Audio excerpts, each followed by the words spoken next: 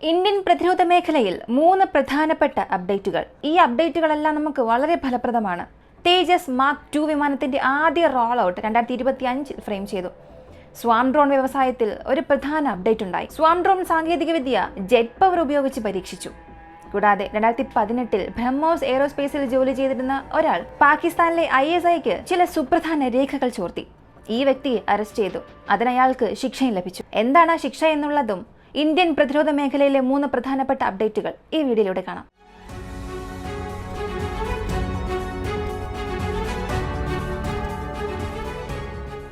നമുക്ക് തേജസ് മാർക്ക് 2 നിന്നും ആരംഭിക്കാം. ഈ വിമാനത്തെക്കുറിച്ച് നമ്മൾ പലതവണ സംസാരിച്ചിട്ടുണ്ട്. ലളിതമായി പറഞ്ഞാൽ മാർക്ക് 1 താരതമ്യം ചെയ്യുമ്പോൾ മാർക്ക് 2 അല്പം വലുതാണ്. മാർക്ക് 2 എഞ്ചിന്റെ പവറും കൂടുതലാണ്. മാർക്ക് 1 കൂടുതൽ കഴിവുകളും ഇവയ്ക്കുണ്ടെന്ന് പ്രതീക്ഷിക്കുന്നു. ഈ സാഹചര്യത്തിൽ നിങ്ങളൊരു ചോദ്യം ചോദിക്കാം. അപ്പോൾ എന്തുകൊണ്ടാണ് തേജസ് മാർക്ക് 1 വീണ്ടും നിർമ്മിക്കുന്നത്? പകരം നമുക്ക് നേരിട്ട് മാർക്ക് 2 തന്നെ പോയിക്കൂടെ എന്ന്. മാർക്ക് 1A പ്ലാൻ അനുസരിച്ച് 10 വർഷം മുൻപ് ഇൻഡക്ഷൻ പ്രക്രിയ വരേണ്ടതായിരുന്നു. 2010 വരേണ്ടതായിരുന്നു. അങ്ങനെ അന്ന് പുറത്തിറക്കിയിരുന്നു എന്നുണ്ടെങ്കിൽ ഇന്ത്യൻ വ്യോമസേനയ്ക്ക് വളരെ ഫലപ്രദമായി മാറുമായിരുന്നു. പക്ഷേ അന്നത് പുറത്ത് വന്നില്ല. ഇപ്പോൾ റിലീസ് ചെയ്യാൻ പോകുന്നു എന്ന് വരുമ്പോൾ എന്തിന് തേജസ് മാർക്ക് 1 നിർമ്മിക്കണം? ഇതുണ്ടാക്കേണ്ട ആവശ്യമേ ഇല്ല. തേജസ് മാർക്ക് 2 മതിയെന്ന് നിങ്ങൾ പറഞ്ഞാൽ നിങ്ങളുടെ ആ ചോദ്യത്തിനുള്ള ഉത്തരവും വളരെ ലളിതമാണ്. നേരത്തെ MiG-21 വിമാനങ്ങൾ ഉപയോഗിക്കുന്നുണ്ട്. കൂടാതെ ജാഗ്വർ വിമാനം, മിറാജ് 2000 ഇങ്ങനെയുള്ള പഴയ വിമാനങ്ങൾ നമ്മൾ ഉപയോഗിക്കുന്നുണ്ട്. ഈ പഴയ വിമാനങ്ങൾ ഉടൻ തന്നെ നമുക്ക് മാറ്റി സ്ഥാപിക്കണം. അങ്ങനെ അവ മാറ്റുമ്പോൾ ആ സ്ഥാനം ഫില്ല് ചെയ്യാൻ നമുക്ക് മറ്റൊരു വിമാനം ആവശ്യമായി വരും. അതിന് നമുക്ക് തേജസ് മാർക്ക് 1 ഉപയോഗിക്കാമെന്ന് ഇന്ത്യൻ വ്യോമസേന പറയുന്നു. അവരുടെ ഐഡിയോളജിയും സിമ്പിളാണ്. നിങ്ങൾ മാർക്ക് 2 താരതമ്യം ചെയ്യുമ്പോൾ മാർക്ക് 1 കഴിവ് അല്പം കുറവാണ്. എന്നാൽ നേരത്തെയുള്ള MiG-21, ജാഗ്വാർ, മിറാജ് 2000 ഇവയുമായി താരതമ്യം ചെയ്യുമ്പോൾ തേജസ് മാർക്ക് 1A കഴിവ് കൂടുതലാണ്. അതിനാൽ മറ്റു വഴികളൊന്നുമില്ല. ഇവയെ നമുക്ക് സേനയിൽ നിന്നും ഉടൻ തന്നെ പുറത്താക്കണം. എത്ര അപകടങ്ങളാണ് MiG-21 കാരണം സംഭവിച്ചതെന്ന് നമുക്കറിയാം. കൂടാതെ മിറാജ് 2000 നല്ല വിമാനമാണ്. പക്ഷെ അതിനെ മെയിൻറ്റെയിൻ ചെയ്യാൻ നിരവധി പ്രശ്നങ്ങളുണ്ട്. കാരണം ഫ്രഞ്ചുകാർ ഈ ഒരു വിമാനം ഇപ്പോൾ നിർമ്മിക്കുന്നില്ല. അങ്ങനെ ഇതിനെ നമ്മൾ പുറത്താക്കിയാൽ നിലവിലുള്ള വിമാനങ്ങളുടെ എണ്ണത്തേക്കാൾ കുറവായിരിക്കും സംഭവിക്കുക. അത് കാരണം ഇന്ത്യൻ വ്യോമസേനയ്ക്ക് കാര്യക്ഷമമായി പ്രവർത്തിക്കാനും സാധിക്കില്ല. അതുകൊണ്ടാണ് തേജസ് മാർക്ക് 1A ഈ സ്ഥലത്ത് മാറ്റിവെച്ചിരിക്കുന്നത്. തേജസ് മാർക്ക് 2A നമുക്ക് വരാൻ കുറച്ച് കാലതാമസം എടുക്കും. ആ കാലതാമസം നിറവേറ്റാൻ അവർ മാർക്ക് 1A കൊണ്ടുവരുന്നു. ഈ വിമാനത്തിന്റെ കഴിവുകളും മികച്ചതാണ്. ഒരേ ഒരു പ്രശ്നം എന്തെന്ന് ചോദിച്ചാൽ ഈ വിമാനത്തിന്റെ എഞ്ചിൻ അമേരിക്കയിൽ നിന്നുള്ളതാണ് എന്നതാണ് ഒരു പ്രശ്നം. നമ്മൾ ആ എഞ്ചിൻ ട്രാൻസ്ഫർ ടെക്നോളജി വഴി വാങ്ങിയതല്ല. മറ്റൊരു പ്രശ്നം ഈ വിമാനത്തിന്റെ വലിപ്പമാണ്. വളരെ വളരെ ചെറുതാണ്. അതുകൊണ്ട് തന്നെ ഈ ഒരു വിമാനത്തിന് പ്രത്യേക മിസൈലുകൾ നിർമ്മിക്കണം. കാരണം ബ്രഹ്മോസ് മിസൈലുകൾ എടുത്ത് ഇതിൽ വയ്ക്കാൻ സാധിക്കില്ല. ചില ഘടനാപരമായ പ്രശ്നങ്ങളും ഉണ്ട്. ഇതൊക്കെ മാറ്റിവെച്ച് നോക്കിയാൽ അതൊരു നല്ല വിമാനം തന്നെയാണ്. ഇപ്പോൾ ഈ ഒരു ഘട്ടത്തിൽ ഇന്ത്യൻ എയർഫോഴ്സ് ചിന്തിച്ചത് നമ്മുടെ 3ാം തലമുറയ്ക്ക് താഴെയുള്ള വിമാനങ്ങളെ തേജസ് മാർക്ക് 1 ഉപയോഗിച്ച് മാറ്റി സ്ഥാപിച്ചിട്ട് അടുത്തതായി സുഖോയ് യുദ്ധവിമാനങ്ങളും റീപ്ലേസ് ചെയ്യേണ്ട ഒരു ഘട്ടം വരും. കാരണം സുഖോയ് 4ാം തലമുറ യുദ്ധവിമാനമാണ്. അത് ഇന്ത്യൻ വ്യോമസേനയുടെ നട്ടെല്ലാണ്. പക്ഷേ അതും പഴയതായിക്കൊണ്ടിരിക്കുകയാണ്. അതിനാൽ സുഖോയ് വിമാനങ്ങളെക്കാൾ നമുക്ക് കൂടുതൽ റഫേലുകളുണ്ട്. റഫേലും ഒരു ഘട്ടത്തിൽ നമുക്ക് റീപ്ലേസ് ചെയ്യേണ്ടതായി വരും. റഫേൽ വിമാനങ്ങൾക്ക് അടുത്തായി നമ്മൾ പ്രതിരോധ വിമാനങ്ങളുടെ ഒരു നിര തിരയുമ്പോൾ ആ സ്ഥാനത്ത് തേജസ് മാർക്ക് 2 വരും. മാർക്ക് 2 മാർക്ക് 1 പോലെ ചെറുതായിരിക്കില്ല. അതിന്റെ വലിപ്പം വളരെ വലുതാണ്. ഈ വിമാനത്തിന്റെ കഴിവും F-16 നമുക്ക് താരതമ്യം ചെയ്യാൻ സാധിക്കും. F-16 വിമാനം എത്രത്തോളം വിപ്ലവകരമായിരുന്നോ അത്രത്തോളം ഒരു മാറ്റം ഇതിലും ഉണ്ടാകുമെന്ന് കരുതുന്നു. റഫേൽ കോൺസെപ്റ്റ് എടുത്താലും അതും ഒരു റെവല്യൂഷണറി ഫൈറ്റ് ആണ്. ലോകത്തിലെ ഒരുപാട് വ്യോമസേനകൾ ഉപയോഗിക്കാൻ ആഗ്രഹിക്കുന്ന ഒരു വിമാനമാണിത്.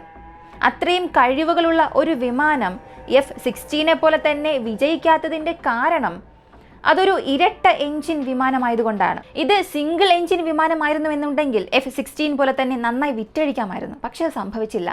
ഇപ്പോൾ നമുക്ക് ആ ഒരു അവസരം ലഭിച്ചു. കാരണം ഇരട്ട എഞ്ചിൻ വിമാനങ്ങൾ എല്ലാ എയർക്രാഫ്റ്റ് കമ്പനികൾക്കും പ്രവർത്തിപ്പിക്കാൻ സാധിക്കില്ല. എല്ലാ വ്യോമതാവളത്തിലും പ്രവർത്തിപ്പിക്കാൻ കഴിയില്ല. സിംഗിൾ എഞ്ചിന് ഒരു മാർക്കറ്റ് ഉണ്ട്. നമ്മൾ ആ മാർക്കറ്റ് ശരിയായ സമയത്ത് മുതലാക്കണം. കാരണം ഇതുവരെയുള്ളത് നോക്കിയാൽ ഏത് വ്യോമസേന എടുത്താലും ഒരു എൻട്രി ലെവൽ യുദ്ധവിമാനം വാങ്ങണമെന്നുള്ളപ്പോൾ അവരുടെ ആദ്യ ഓപ്ഷൻ F-16 ആണ്. ഉദാഹരണത്തിന് അർജന്റീനയെ തന്നെ എടുക്കാം. അവർക്ക് JF-17 എന്ന ഓപ്ഷൻ ഉണ്ടായിരുന്നു. തേജസും ഒരു ഓപ്ഷൻ ആയിരുന്നു. അപ്പോഴും അവർ F-16 ആണ് വാങ്ങിയത്. സെക്കൻഡ് ഹാൻഡായ F-16 വാങ്ങി. ഒരു കാർ വാങ്ങുന്നവർക്ക് ടൊയോറ്റോ, ഇനോവ എങ്ങനെയാണോ അതുപോലെയാണ് യുദ്ധവിമാനം വാങ്ങുന്നവർക്കും F-16 നല്ലൊരു വിമാനമാണ്. അങ്ങനെയുള്ള ഒരു വിമാനമായി ഇതും മാറാൻ സാധ്യതയുണ്ട്. രൂപകൽപ്പനയും കഴിവുമൊക്കെ അടിസ്ഥാനമാക്കി ആ ഒരു തലത്തിലേക്ക് എത്തേണ്ട കഴിവുമുണ്ട്. പക്ഷെ ആ കഴിവ് എങ്ങനെ സൃഷ്ടിക്കാം, അതെങ്ങനെ പേപ്പറിൽ നിന്ന് ഭൗതികമായി കൊണ്ടുവരാം, അതാണ് കാര്യം. അങ്ങനെ കൊണ്ടുവന്നാൽ അടുത്ത ലോകത്തിലെ ഏറ്റവും പ്രശസ്തമായ വിമാനങ്ങളിൽ ഒന്നായിരിക്കും തേജസ് മാർക്ക് 2. ഇതിൽ യാതൊരു സംശയവുമില്ല. ഇത് വളരെ അഭിലഷണീയമാണ്. ഇതെല്ലാം സംഭവിക്കുക തന്നെ ചെയ്യും. കാരണം ഹിന്ദുസ്ഥാൻ എയറോനോട്ടിക്കൽ ലിമിറ്റഡിന്റെ അപ്ഡേറ്റ് വന്നിരിക്കുന്നത് അവർ വിമാനത്തിന്റെ ഘടന രൂപകൽപ്പന ചെയ്യാൻ തുടങ്ങി. ലോഹത്തിനപ്പുറം ഈ ബോഡി പാർട്സ് എല്ലാം അസംബിൾ ചെയ്യാൻ തുടങ്ങി എന്നുള്ളതാണ്. അതിനാൽ 2025 ഒരു റോൾ ഔട്ട് ഉണ്ടാകുമെന്ന് പ്രതീക്ഷിക്കാം. കൂടാതെ ഈ ഉപകരണങ്ങൾ, radar system, fly by wire സാങ്കേതികവിദ്യ ഇതെല്ലാം ഉടൻ തന്നെ സൃഷ്ടിച്ചിട്ടുണ്ട്. അടുത്ത ഘട്ടം വളരെ എളുപ്പമായിരിക്കും. ബോഡി ഉണ്ടാക്കിയിട്ട് വെപ്പൺ ഇൻഡക്ഷൻ, റഡാർ ഇൻഡക്ഷൻ ഇതൊക്കെ ചെയ്യുക. ഇത് വളരെ എളുപ്പമായിരിക്കും. വിദേശ കച്ചവടക്കാരുടെ സഹകരണം ഇതിൽ കുറവാണ്. അതുകൊണ്ട് നമുക്ക് ഈ വിമാനം എളുപ്പത്തിൽ തന്നെ ഉണ്ടാക്കാനും സാധിക്കും. കാരണം ധാരാളം വിദേശ സഹകരണം ഉണ്ടെങ്കിൽ നിങ്ങൾക്ക് അവരുടെ പക്കൽ പോയി പാർട്സ് ചോദിക്കേണ്ടി വരും. F404 എഞ്ചിൻ എടുത്താൽ അവർക്ക് 18 മാത്രമേ നിർമ്മിക്കാൻ സാധിക്കൂ, 20 മാത്രമേ നിർമ്മിക്കാൻ സാധിക്കൂ എന്നൊക്കെ പറയും. അതിനനുസരിച്ച് നമ്മൾ നമ്മുടെ മാനുഫാക്ചറിംഗ് ലൈൻ മാറ്റേണ്ടി വരും. ഇത് ഒരുപാട് പ്രശ്നങ്ങൾ ഉണ്ടാക്കും. അത്തരം പ്രശ്നങ്ങൾ ഇവിടെ കുറവായിരിക്കും. അതുകൊണ്ട് ഈ ഒരു വിമാനം 2025 തന്നെ പുറത്തു വരുമെന്ന് പ്രതീക്ഷിക്കാം. അടുത്തത് ഇന്ത്യൻ വ്യോമസേനയുടെ വളരെ പ്രധാനപ്പെട്ട ഒരു അപ്ഡേറ്റ് സ്വാം ഡ്രോൺ ആണ്. ഇതിൻ്റെ ആശയം ഒരേ സമയം 300-400 ഡ്രോണുകൾ നമുക്ക് വിക്ഷേപിക്കാൻ കഴിയുമെന്നുള്ളതാണ്. പരസ്പരം കൂട്ടിമുട്ടാതെ അതിനെ പ്രവർത്തിപ്പിക്കണം. അതിനനുസരിച്ച് മെഷീൻ പ്രോഗ്രാം ചെയ്യണം. ഒരേ സമയം 300 എണ്ണം പ്രവർത്തിപ്പിക്കാൻ 300 ഓപ്പറേറ്റർമാരൊന്നും ഉണ്ടാകില്ല. അവ സ്വയം പ്രവർത്തിച്ചോളും. അങ്ങനെ 10-15 ഓപ്പറേറ്റർമാരെ മാത്രം വെച്ചുകൊണ്ട് ഇത്രയും വലിയ സാങ്കേതിക വിദ്യ നിയന്ത്രിക്കുന്നതാണ് ഈ സ്വാം ഡ്രോൺ സാങ്കേതിക വിദ്യ. ഇതിൻ്റെ പ്രാധാന്യം എന്തെന്ന് നോക്കിയാൽ, ഒരു സ്ഥലത്ത് അല്ലെങ്കിൽ ഒരു ശത്രു രാജ്യത്തെ 300-400 ഡ്രോണുകൾ അയക്കുകയാണെങ്കിൽ ശത്രുക്കൾക്ക് അവയെ വെടിവെച്ച് വീഴ്ത്താനാകില്ല. ഈ ഡ്രോണുകൾ മന്ദഗതിയിലാണ് നീങ്ങുന്നത്. നിങ്ങൾക്കവയെ എളുപ്പത്തിൽ വെടിവെക്കാൻ കഴിയും. പക്ഷേ ധാരാളം ഡ്രോണുകൾ ഉള്ളതുകൊണ്ട് ശത്രുക്കൾക്കൊന്നും ചെയ്യാൻ സാധിക്കില്ല. അതുകൊണ്ട് നമ്മൾ കുറേ കാലമായി ഈ സ്വാം ഡ്രോൺ സാങ്കേതിക വിദ്യയിൽ നിക്ഷേപിക്കുന്നുണ്ട്. ഇപ്പോൾ സ്വാം ഡ്രോണിൽ വന്ന അപ്ഡേറ്റ് ജെറ്റ് എഞ്ചിൻ ഘടിപ്പിച്ചു എന്നതാണ്. സാധാരണയായി സ്വാം ഡ്രോണുകൾ ക്വാഡ് കോപ്റ്റർ മോഡിൽ പ്രവർത്തിക്കും. ചെറിയൊരു ഡ്രോണാണ്. സിനിമകളിലൊക്കെ കണ്ടിട്ടുണ്ടാകും. സിനിമകൾ എടുക്കാനും വിവാഹ മണ്ഡപങ്ങളിലൊക്കെ ഇത്തരം ഡ്രോണുകൾ ഉപയോഗിക്കുന്നുണ്ട്. പക്ഷെ അവയ്ക്ക് വേഗത കുറവായിരിക്കും. എന്നാൽ നിങ്ങൾ ഒരു ജെറ്റ് എഞ്ചിൻ അതിൽ ഘടിപ്പിച്ചാൽ 400-500 km/h വേഗതയിൽ പറക്കാൻ സാധിക്കും. അല്ലെങ്കിൽ തന്നെ അവയെ വെടിവെച്ച് വീഴ്ത്തുന്നത് പ്രയാസമാണ്. അതിൻ്റെ കൂടെ അതിൻ്റെ വേഗതയും വർദ്ധിച്ചാൽ ശത്രുവിന് വീണ്ടും തലവേദന വർദ്ധിക്കും. അങ്ങനെ ജെറ്റ് എഞ്ചിനെ അടിസ്ഥാനമാക്കി നമ്മളൊരു പ്രധാന വികസനം നടത്തിയിട്ടുണ്ട്. സ്വാം ഡ്രോണിനെ പരീക്ഷിച്ചു നോക്കി. ഈ ഡ്രോൺ സാങ്കേതിക വിദ്യയെ വെച്ച് നോക്കുമ്പോൾ നമ്മൾ നമ്മുടെ ശത്രുരാജ്യങ്ങളിൽ നിന്നും വളരെ താഴെയാണെങ്കിൽ പോലും ഈ ഒരു പ്രത്യേക ടെക്നോളജി നമ്മളെ കുറച്ചുകൂടെ ഉയരത്തിലേക്ക് കൊണ്ടുപോകുമെന്ന് പ്രതീക്ഷിക്കാം, അത് ശരിയായി ചെയ്യുകയാണെങ്കിൽ. അവസാനത്തെ വാർത്ത എല്ലാവരും അറിഞ്ഞിരിക്കേണ്ട ഒരു വാർത്തയാണ്.